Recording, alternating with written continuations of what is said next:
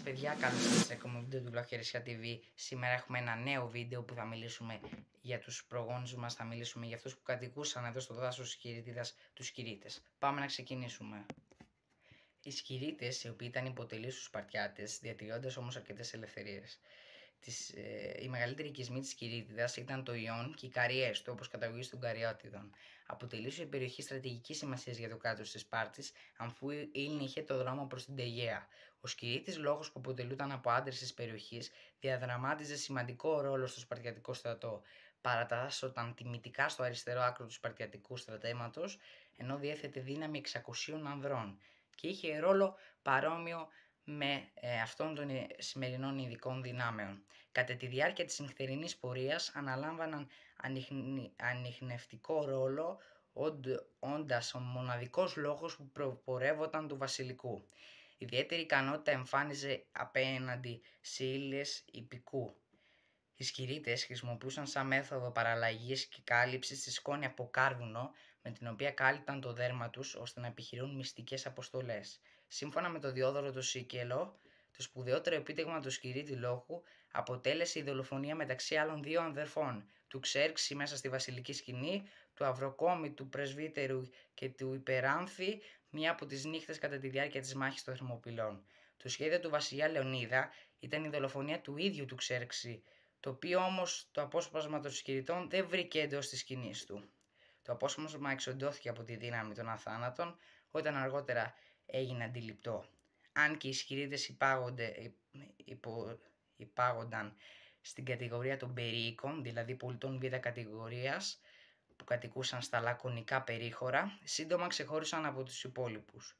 Οι περίοικοι δεν λάβαναν στρατιωτική εκπαίδευση του επίπεδου ενός πολίτη της Σπάρτης, ασχολούνταν με τη γεωργία, την κτηνοτροφία και την ξυλουργία. Δεν μετήχαν στα κοινά και οικονομικά βρίσκονταν υπό την αυστηρή κυδαιμονία των Σπαρτιατών.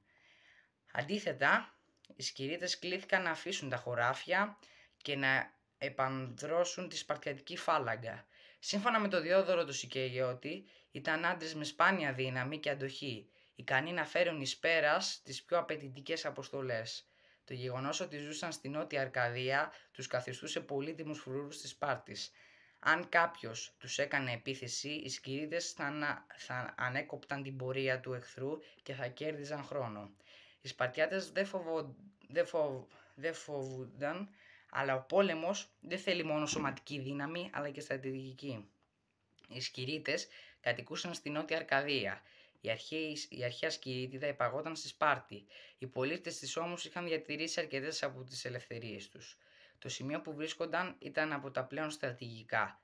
Οι οικισμοί των Σκυριτών ήταν χτισμένοι στα σημερινά σύνορα Αρκαδίας και Λακωνίας.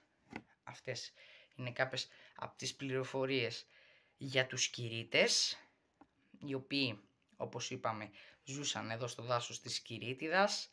Επίσης να πούμε ότι δεν ξέρουμε αν όντως αυτοί που πήγανε να σκοτώσουν τον Ξέρξη ήταν οι Σκυρίτες. Πολλοί το αναφέρουν αυτό, άλλοι λένε ότι δεν ήταν Σκυρίτες. Ο Διόδωρος ο Σικελιώτης είπε ότι ο Λεωνίδας έβαλε τους πιο έμπιστους και έτσι έχουμε καταλήξει στο συμπέρασμα ότι έτσι με τα στοιχεία που έχουμε ότι οι Σκυρίτες είναι αυτοί, έτσι έχω διαβάσει τουλάχιστον και εγώ. Αντιθέτως, παρόλο που θεωρούνταν αρκάδες, είχαν πολύ καλές σχέσεις με τη Σπάρτη. Αυτά από αυτό το βίντεο, ελπίζω να σας άρεσε. Κάντε like και εγγραφή και εμείς θα τα πούμε στο επόμενο βίντεο του Blog Χερεσιά TV. Μείνετε συντονισμένοι, ακολουθεί σύντομα ένα πολύ μεγάλο βίντεο. Ευχαριστώ.